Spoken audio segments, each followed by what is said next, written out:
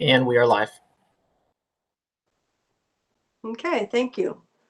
Good evening and welcome to a virtual meeting of the City of Dublin Board of Zoning Appeals.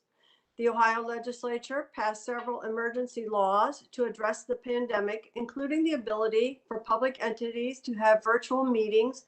For the present time, we are holding our meetings online and live streaming those meetings on YouTube. You can access the live stream on the city's website.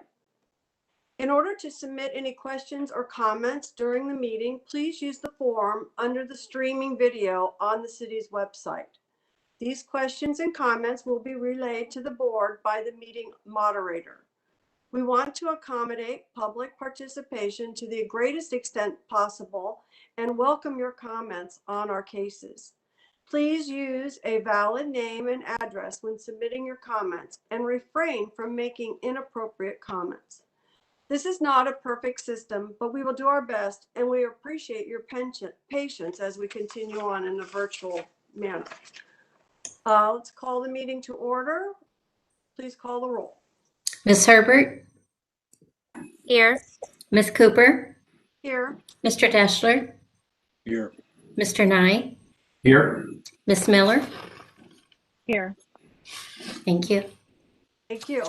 All right, now we will do the acceptance of documents and approval of meeting minutes. Is there a motion to accept the documents into the record and approve the November 19, 2020 meeting minutes? I'll move.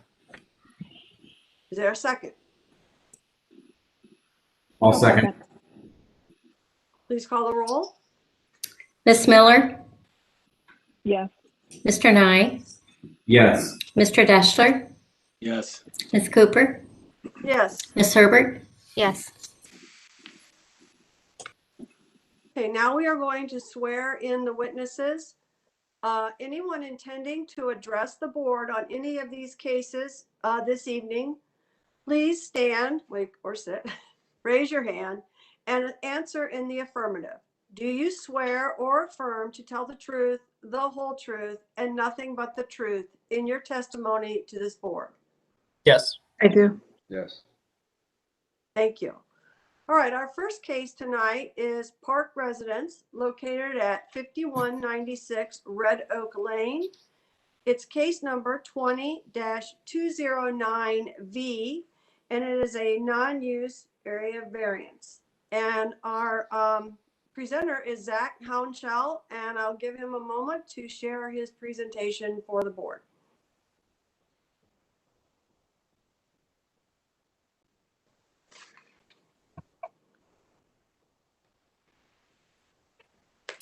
All right. Can everyone see the full screen here? Perfect. Well, good evening, board members. This is an application for review and approval of a non-use area variance for the Park Residence. This site is highlighted in yellow on the screen. It is located within the Dublin Woods subdivision at the southern border of the city, just west of Hearth Road. This site was developed. Actually, you can see a close-up of the site, a close-up aerial. As you can see, there is a stream that runs through the northern portion of this property. There is a 50-foot waterway easement that goes on both sides of this, as well as a stream protection corridor zone that overlays this stream. This site was developed in 1986, well before it was annexed into the city in 1990. What this means is that the site was developed under different development standards than what would be considered and reviewed within the city. Any future application of this site does require it to be reviewed to the R1 zoning district standards. So the applicant is proposing a variance to zoning code section 153.020C4, which is the rear yard setback for the R1 restricted suburban residential zoning district. The required rear yard setback is 50 feet, and the applicant is requesting a 25-foot encroachment into this. The 50-foot rear yard setback is shown by the red line running from north to south on this property, and the space highlighted in blue is the proposed location of the detached garage for this site. The applicant has provided a statement explaining how The request addresses the required criteria. The applicant has stated that the location of the garage to the west would not be possible due to an existing well that is located to the west of the site, as well as a low area that does flood often because of the stream and that waterway easement. This would make it challenging to locate a detached garage forward of the home, and it would still require a variance to be located forward of the home here. The applicant has also stated that the garage is located in the area of the site that provides minimal modifications to the site, specifically to landscaping and the existing driveway. Meaning the 50-foot rear yard setback would make access to the existing garage, which is located just north of the proposed location. It would make it challenging and impractical, and more importantly, would require the removal of 2 existing mature trees in the driveway island, which are highlighted in red on the screen. Planning does agree with the several unique features of this site, including the existing stream and associated flooding issues to the western portion of the site, as well as the desire to retain the natural vegetation on this site. Staff would also add that the site is unique in how it is shaped, and this does add to the unique characteristics of the site. Staff has reviewed this application to all applicable non-use area variance criteria and have found that all criteria are met and are recommending approval of this non-use area variance. Staff is happy to answer any questions that board members may have. Otherwise, the applicant and his architect are here today to answer any questions or comments you may have. Thank you. Thank you. Do any board members have questions for the staff? No. I'm good. I do not. No, thank you. All right, well, we'll proceed then to the applicant and ask the applicant if he'd like to comment on his pending application. Well, Zach did most of the work for us. He did a lot of the heavy lifting. Really, the only thing there is to say, you know, we were looking, my client here was looking to add a garage to store a vehicle and some lawn equipment, things like that. And in our planning, what we attempted to do was to keep the garage about the same distance from that rear property line as the existing house. I know that obviously we have to keep with the current zoning laws that we're falling in, not what it was built in originally. But we were hoping that at least if we met something like that to keep similar to what it was, that at least we're trying to do our best. The other thing is we're trying to avoid, you know, obviously putting that garage in front of the house and removing the trees. So it seems that is the best location. There isn't really any other locations on the property that we can put the garage. And it also is, it does kind of fit the vernacular, I guess you could say, or of the current, you know, layout of the property. So we really don't have anything else that we can say about it to argue our point, I guess. So we'll leave it up to you. Staff, or board, do any board members have questions for the applicant? I have a question. I don't have any questions. So I was reading a little bit about the submission, and it sounds as if, I mean, there's a garage already on the property, right? Correct. And how big is that garage? It's a 2-car garage, is that correct? Yes. It's 2-car. Are vehicles currently stored in there, or is there other equipment? Yes. Right now I have, you know, with the pandemic and everything, my daughter lost a job and now she'd moved back home with my grandson. So she has a vehicle. I have an additional vehicle that I attained through the Hayden's sale to Wahlberg. Plus I have, we got 4 vehicles. And one of the things that does necessarily concern me is the fact that coming from a farm background, my dad always told me to make sure that the machinery is all put away. So quite frankly, I don't like leaving I got a brand new truck that I have to leave outside. My daughter's car has to stay outside. There's been we've already had one theft and a car break-in in our neighborhood here. I just like to keep stuff locked up inside. And it's for nothing more than safety reasons. We're in a subdivision that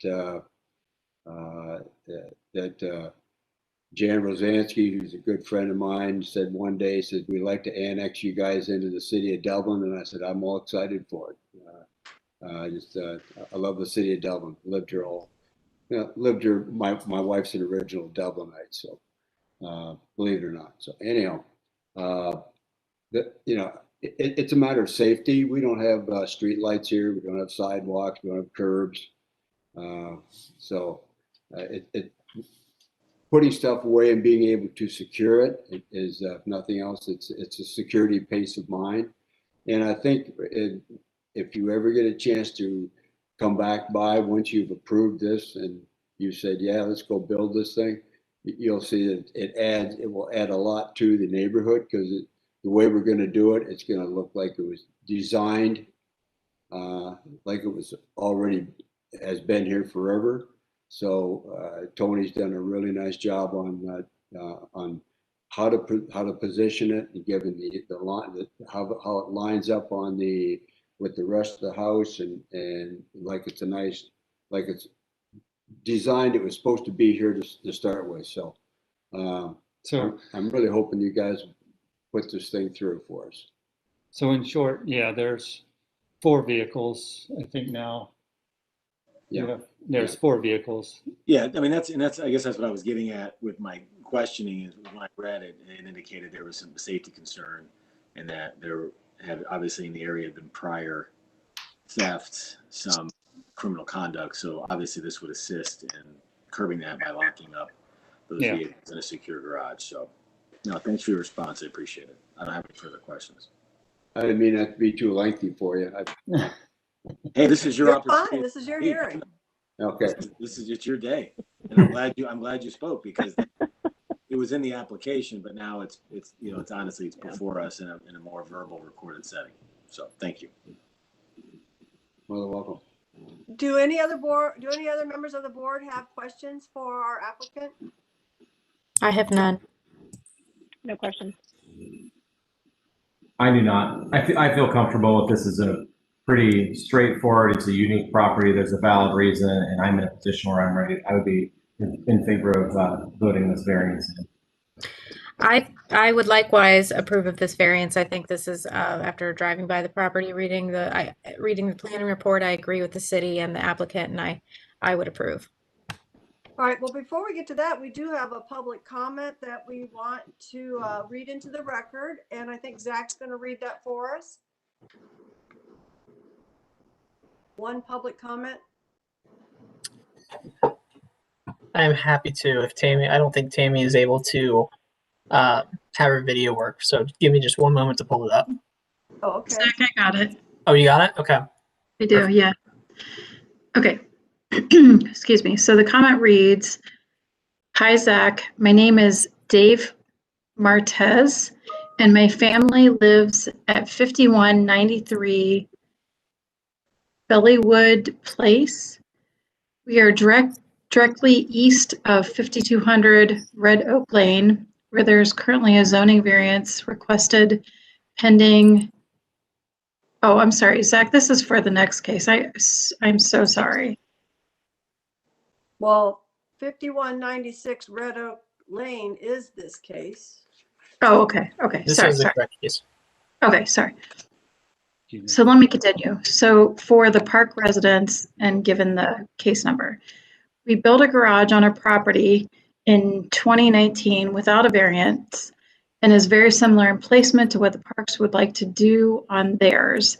We spent a great deal of time considering the impacts of the project on our neighbors, as have the parks with their project. Our new garage affects them almost exactly as theirs will affect us, which is the way that hopefully increases our property values and safely and doesn't decrease anyone's ability to enjoy our neighborhood. I was surprised to learn the variance was needed. We fully support this project. The parks have been great neighbors over the years, and the garage will be well executed. And this is really no different than what we did with our property with no variance. Signed, Dave Martez. Thank you, Tammy. Question comes to mind. Did Mr. Martez need a variance? Not before us yet. Well, now the city has something to look into since it has notice and knowledge. We don't have the same, It wouldn't have went through the building. No permit good deed process. goes unpunished. It would have been caught in the building permit process. So, I mean, a lot of times there's nuances to variances. So I'm going to assume that it didn't require one. Just like all those patios that didn't have one. Should have, but when you just build it without going through the city, Well, they're getting them now, aren't they? they are. All right, well, do the board members have any other questions for either the applicant or staff? Nope, I'm comfortable with And staff if not, and the candidates. do I have a explanation. motion to approve the variance to zoning code section 153.020C4 to permit a detached garage to encroach 25 feet into the 50-foot rear yard setback? I'll move. I'll second. A second. Ms. Cooper, Yes. Ms. Herbert, Yes. Mr. Deschler, Yes. Ms. Miller, Yes. Mr. Nye. Yes. Thank you. All right, your variance has been granted and we thank you for coming before the board today. And if you have no further questions for us, you may exit the hearing. all right. Awesome. All I can say is thank you very much. I really do appreciate it. Thanks for your time. Well, thank you for coming You're in and good luck with your construction. Thank you very much. And now we can go watch the Blue Jackets. Okay. All right, Zach, where are we with the Beckman residence?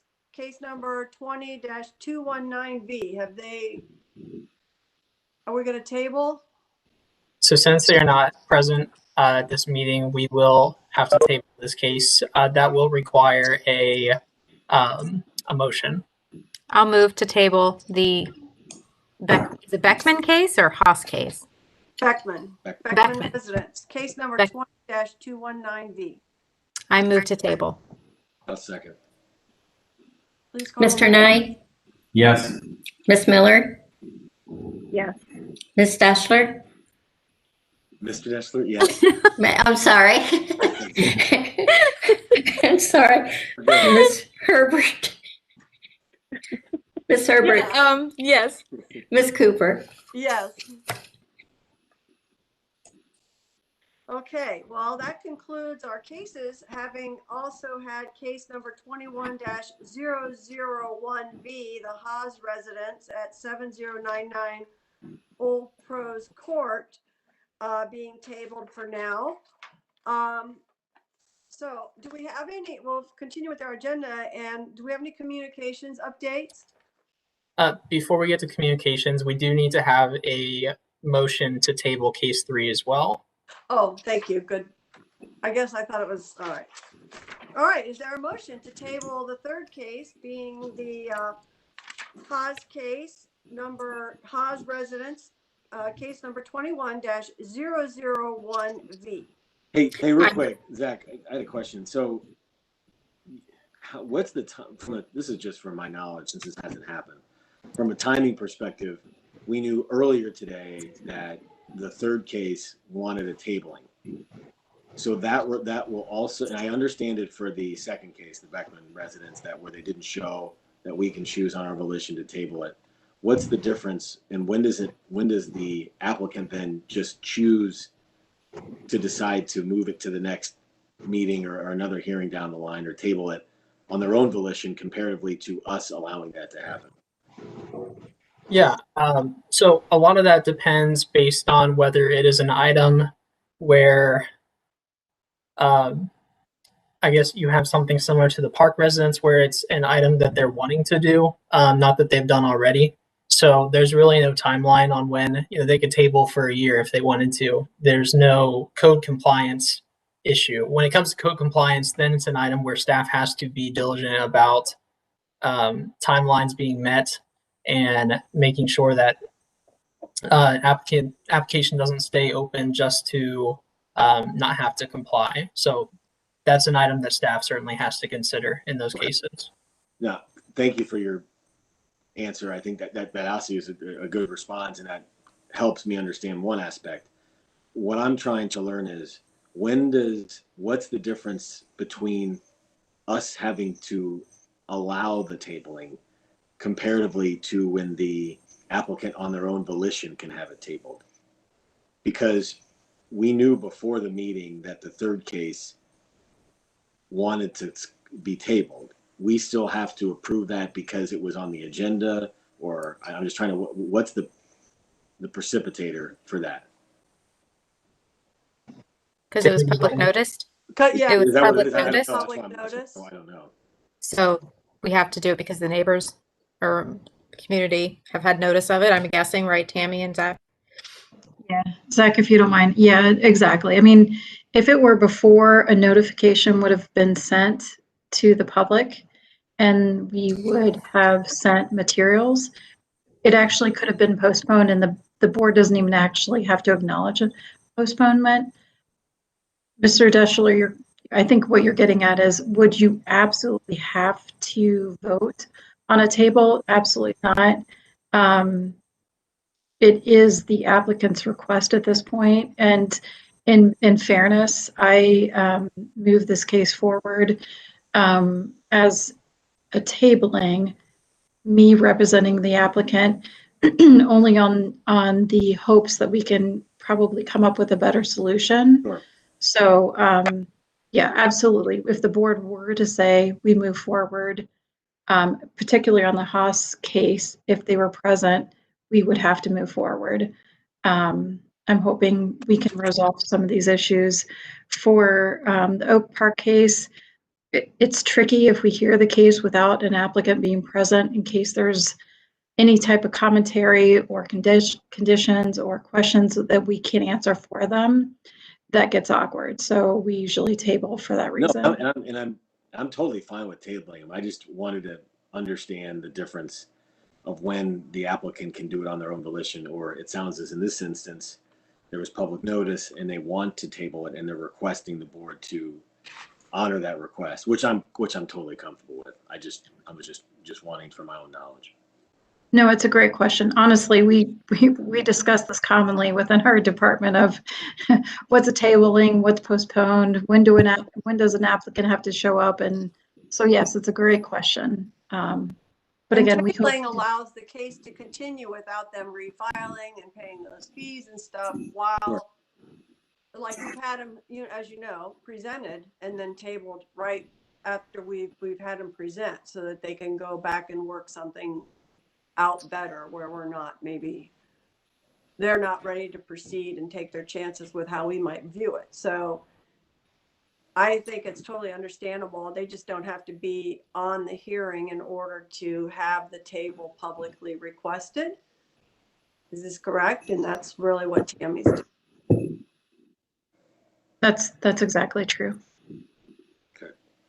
Well, with that said, I'll move to have the third case tabled.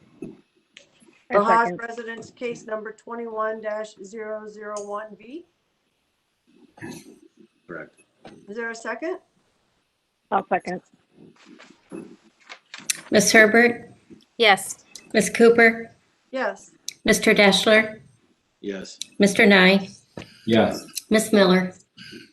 Yes. I think we have the cases now properly tabled for our records, and we'll proceed to item 7, which is the communications. Is there any updates for communications? Obviously, we lost Claudia in the last couple of weeks. Yes, that would be the only communication I have is with Claudia's absence, we now are looking to fill the senior planner role. Tammy can probably speak more towards the process and when that would happen. But for the foreseeable future, it will be myself and Tammy heading up the BZA cases and BZA meetings. So if there's any questions you have, any concerns, just let either of us know. And that's really all. That's all I have. Tammy, do you have anything? I just wanted to give some acknowledgement to Claudia's tenure with the city. It was long-term. She was with us since, it seems like, decades. She's done amazing things for the city. And it was a great opportunity for her. We're so happy for her. But we will miss her. And I just wanted to say thank you for her tenure. She was awesome, so She was sure great. the city will miss her. Yeah, she will be missed. All right, well, are there any other issues or business to be brought before the board? All right, hearing no other further issues, questions, or comments, the next meeting is scheduled for Thursday, February 25th, 2021. If an application is submitted or if the tabled applications are ready to proceed. This meeting is now adjourned, and thank you so much for your participation. Thanks, Marty. Thank you, everyone. Thank you. Thank you, Marty. See you next month.